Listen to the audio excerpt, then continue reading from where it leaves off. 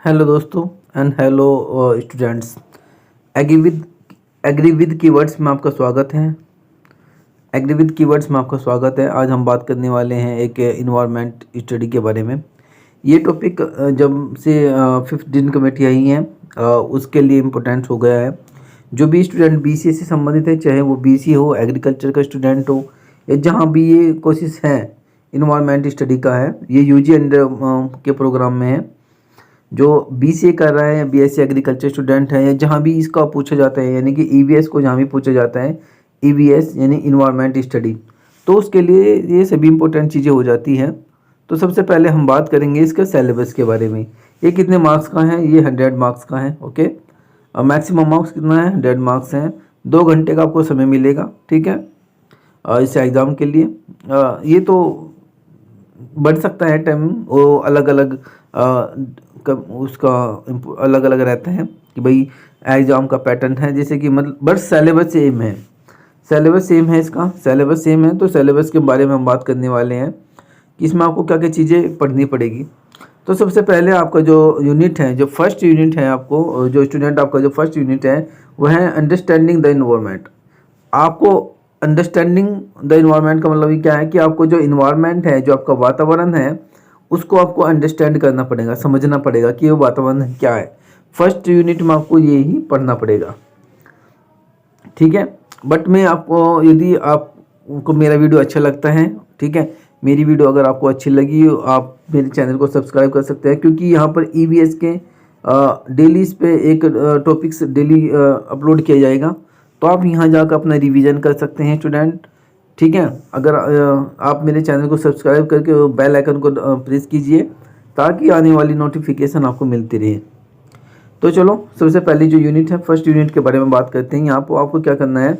Understanding the environment. जो आपका environment है उसको अंडरस्टैंडिंग, इसको समझना है।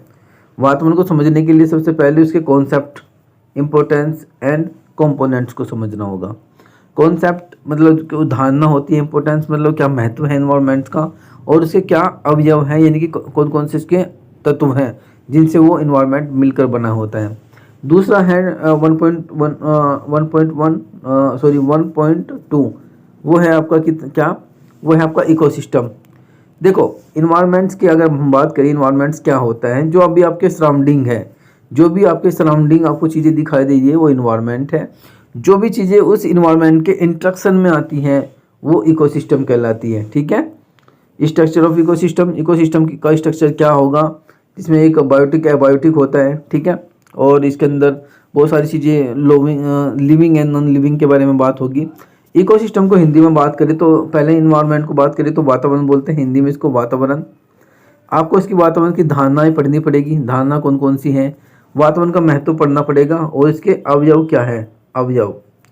तो यहाँ पर मैं हिंदी और इंग्लिश दोनों भाषा में बताने वाला हूँ, ठीक है। चीज़ों को समझते चलिए। इकोसिस्टम मतलब परिस्थितिक तंत्र। जो आपकी परिस्थितिकी तंत्र होता है उसको इकोसिस्टम बोलते हैं।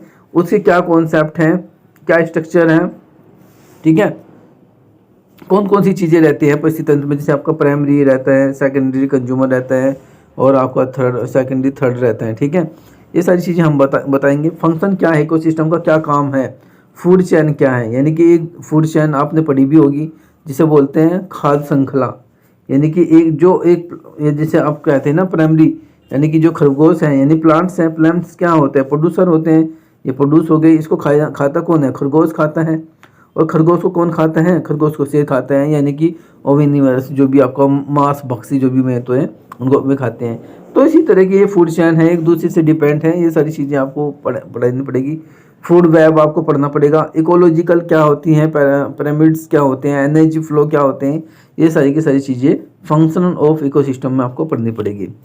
इकोसिस्टम सर्विस क्या होती हैं, ठीक है, इकोसिस्टम के क्या कल्चरल हैं, क्या रेगुलेटिंग, क्या रूल हैं, वो सारी की सारी चीज़ें इसमें हैं, ठीक है। पहली यूनिट तो ये है आपकी। दूसरी यूनिट स्टूडेंट क्या है? तो दूसरी यूनिट है आपका natural resource and environment pollution. Natural, यहाँ से क्वेश्चन बनेगा, ये इंपॉर्टेंट टॉपिक है, यहाँ से 15-20 नंबर का आ जाता है हर साल। तो सबसे पहले नेचुरल रिसोर्स की क्या बात होती है? नेचुरल रिसोर्स किसे कहते हैं? नेचुरल रिसोर्स को हिंदी में क्या बोलते हैं? प्राकृतिक या प्राकृतिक स्रोत। प्राकृतिक स्रोत, यानी कि अगर हम बात करें स्टूडेंट की, प्राकृतिक स्रोत क्या होते हैं? जो भी प्रकृति ने हमें क्या दिया है, फ्री ऑफ कॉस्ट दिया है, यानी कि फ्री ऑफ कॉस्ट, जिसके लिए हमें कोई पैसा नहीं देना पड़ता, जो प्रकृति ने हमें मुफ्त में चीज़ें दी है, वो हमारे लिए क्या है, नेचुरल रिसोर्स है। नेचुरल रिसोर्स के अंदर फिर आपका इन्वायरमेंट पोल्यूशन क्या होता है। इन्वायरमेंट पोल्यूशन की अगर हम बात करें, यानी कि जो हमारे वातावरण यानी इन्वायरमेंट को क्या करने का काम करते हैं, पोल्यूट करने का काम करते हैं, उसको दूषित करने का काम करते हैं, वो हमारे लिए क्या होता है, इन्वायरमेंट पोल्यूशन होता है।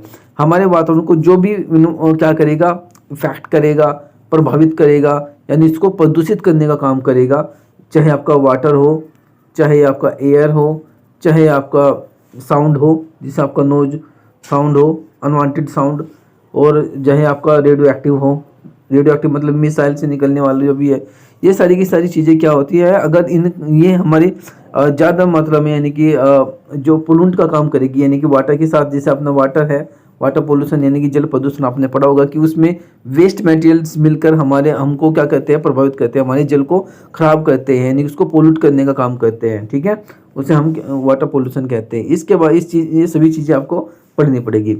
एक होता है रिन्यूएबल रिसोर्स, एक होता है non renewable resource.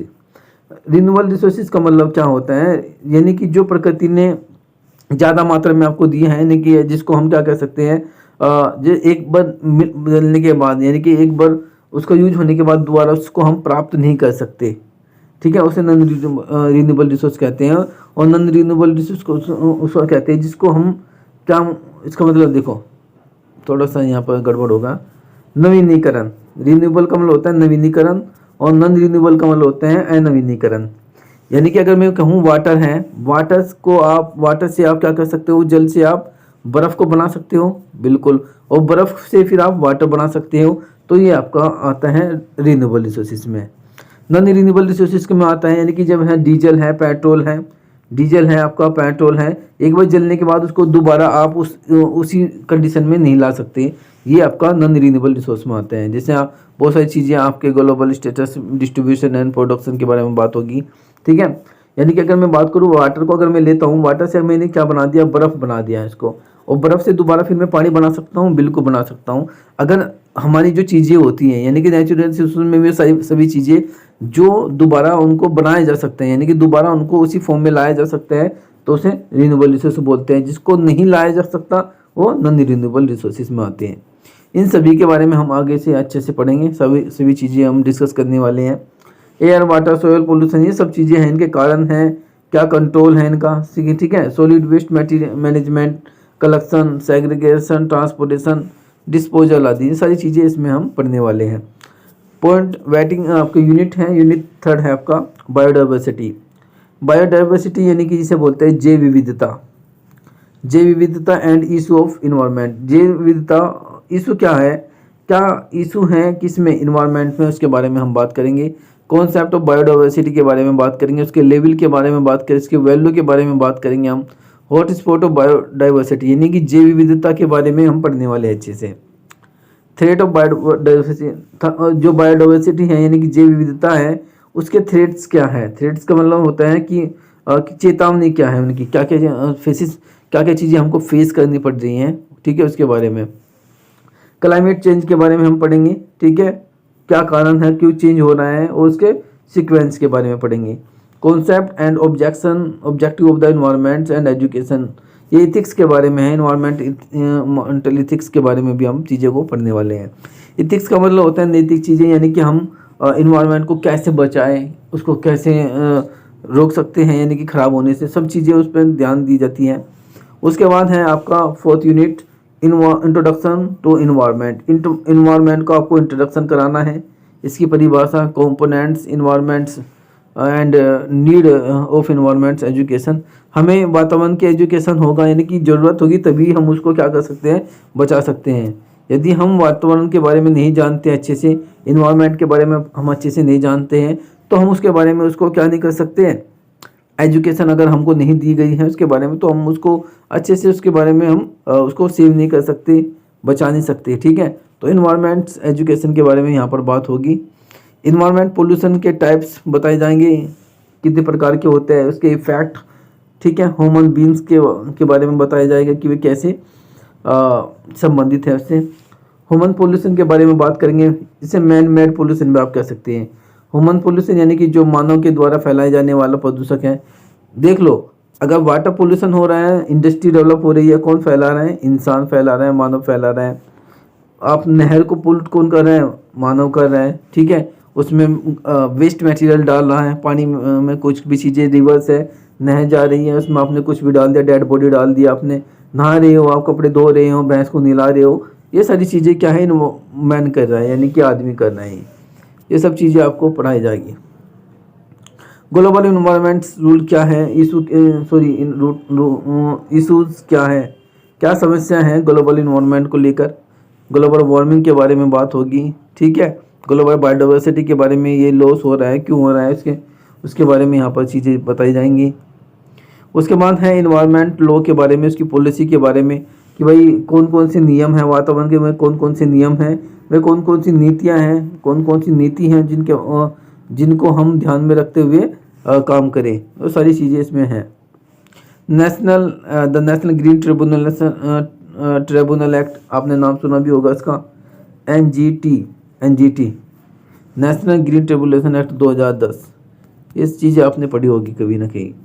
National environment pollution 2006, ये सब रूल्स हैं, इनके बारे में आपको पढ़ना पड़ेगा। इन्वायरमेंट प्रोटेक्ट एंड मूवमेंट्स, जिससे आपके इन्वायरमेंट को प्रोटेक्ट करने के लिए कुछ मिशन चलाए गए थे, जैसे चिपको आंदोलन था, चिपको आंदोलन, जिसे आपको यहाँ पर भी लिखा होगा green belt movement and Chipko movement. इसमें क्या होता था कि जो पेड़ होते थे, पेड़ जो होते थे उनको कटने से, यानी कि इनको काटे ना, इसलिए लोग उस पर क्या चिपक जाते थे। सुन बहुगुणा का नाम कुछ ऐसे था उनका, चिपक जाते थे मूवमेंट, ताकि हम पेड़ को नहीं कटने देंगे। अगर पेड़ कट जाएंगे तो हमारा वातावरण क्या हो जाएगा? प्रदूषित हो जाएगा, बारिश नहीं होगी, बहुत सारी दिक्कतें आ जाएंगी। तो इस वजह से वहाँ पर वातावरण जो था उसको, पेड़ जो थे, जो ट्रीज थे, उनको बचाने के लिए कुछ मूवमेंट चलाए गए थे। उन मूवमेंट के बारे में बात करेंगे। अगर मैं बात करूँ, लगभग 7 यूनिट्स है आपको जो स्टडी करानी है, ठीक है। 7 यूनिट्स में हम जो भी चीज़ें हैं, जो भी कॉन्सेप्ट है आपका, सभी डेली हम एक वीडियो, एक यूनिट को कंप्लीट करने की कोशिश करेंगे। हो सकता है डेली अगर हम 2 वीडियो भी डालेंगे, 2 वीडियो भी डालेंगे, तब भी ये एक महीने में या लगभग हो जाएगा, 15-20 दिन में ये ख़त्म हो जाएगा। तो आज के लिए इतना ही फ्रेंड्स। अगर स्टूडेंट्स, अगर आपको मेरी वीडियो अच्छी लगी तो मेरे चैनल को सब्सक्राइब करो और बेल आइकन को क्लिक कीजिए, ताकि आने वाली नोटिफिकेशन आपको मिलती रहे, ठीक है। यदि किसी स्टूडेंट का कोई भी क्वेश्चन है तो वो कमेंट बॉक्स में अपना कमेंट कर सकते हैं, ठीक है। तो आज के लिए इतना ही, धन्यवाद।